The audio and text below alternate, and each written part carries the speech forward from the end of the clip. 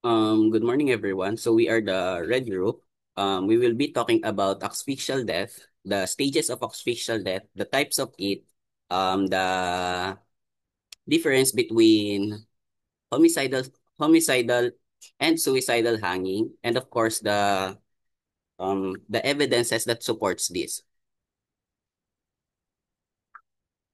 When we talk about asphyxia, ito po yung pagkakaroon ng deprivation of oxygen sa ating katawan. Bale, yung normal level ng ating oxygen sa katawan is hindi natin nare-reach. So, nagiging abnormal yung ating breathing na nagkakos sa atin ng ating pagkamatay.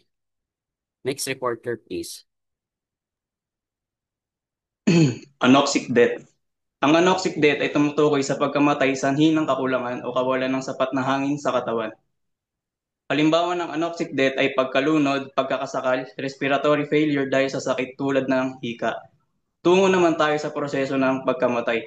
Kapag nawalan ng oxygen ang ating katawan, sa unang ilang segundo, tumitigil ang normal na proseso ng cellular metabolism.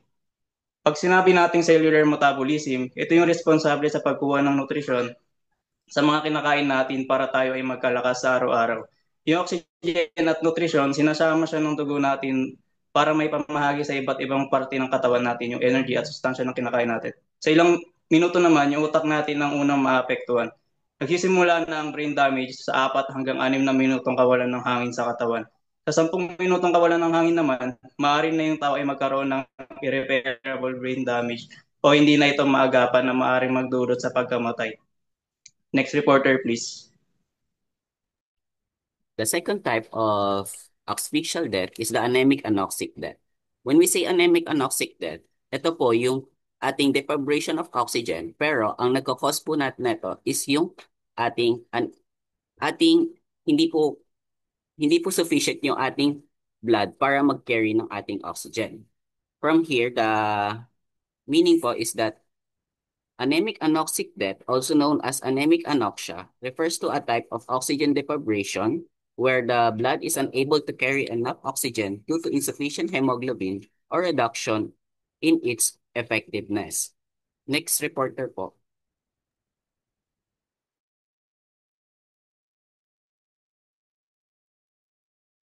Stagnant anoxic death. Hypoxic ischemic injury.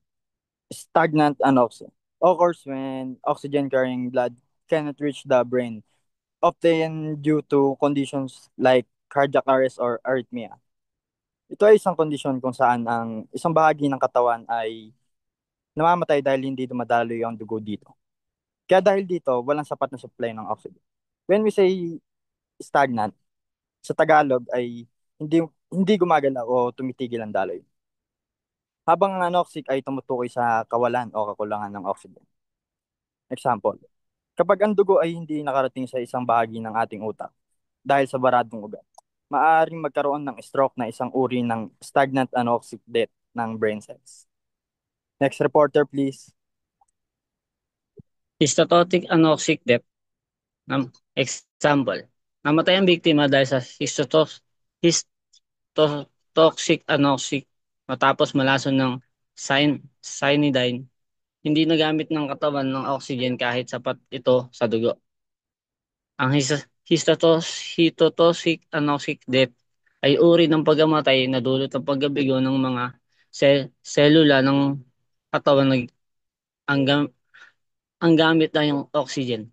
Halimbawa, kung isang tao ay malason ng chemical gaya ng cyanidine at pipigilan nito ang mga selula na gumamit ng oxygen kaya't namatay ang mga organo kahit na may sapat na oxygen sa dugo. Next reporter, please.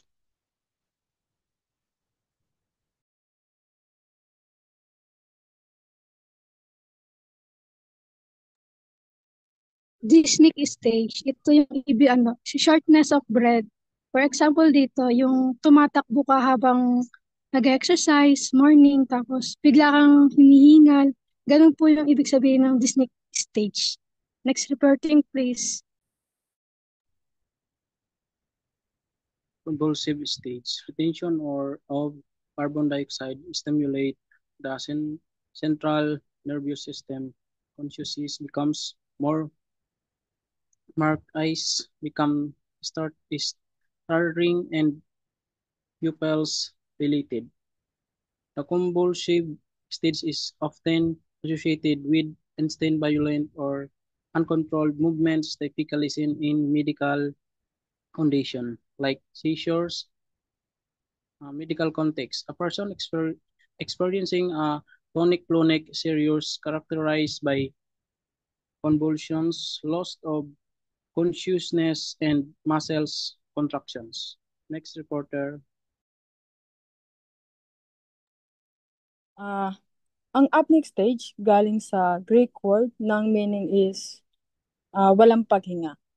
Ang apneic stage ay isang critical phase kung saan ang tao ay tumitigil na sa paghinga.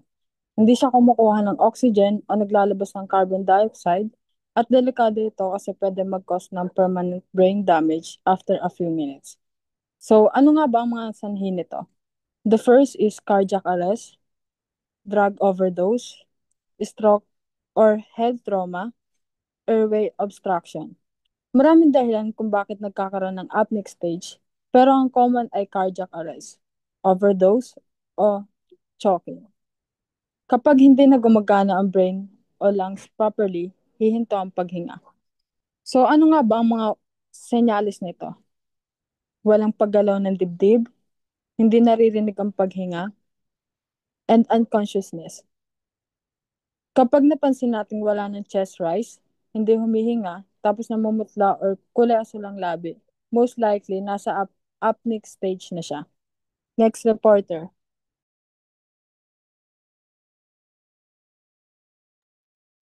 Different between the homicidal and suicidal. Ang homicidal is pagpatay ng isang tao na pinapalabas niya nagpakamatay ang isang tao. For example, pinatay niya gamit ng pagsakal ng lubid ang isang tao or biktima. Then pinalabas niya itong nagbigti para matago ang isang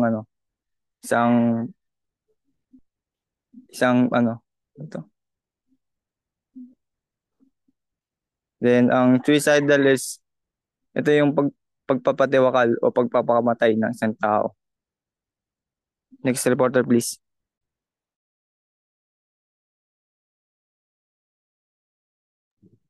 Homicidal hanging.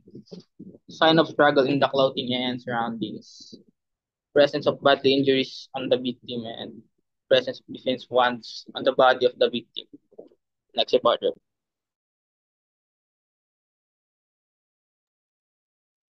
Sa suicidal hanging naman po is yung no sign of struggle. Dito is yung walang makikita na panlalaban sa biktima. Then sa second is history of previous ineffective suicidal attempts. Um, unang attempt niya is yung hindi siya natagumpay, hindi nangyari ang kanyang gusto niyang gawin.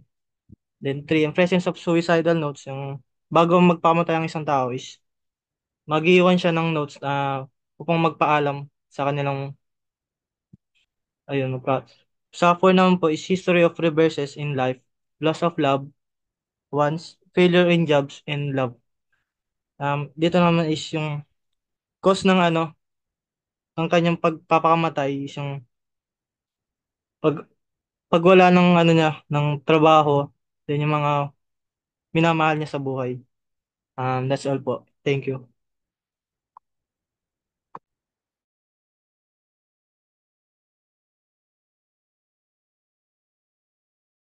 That's all for the asphyxial death.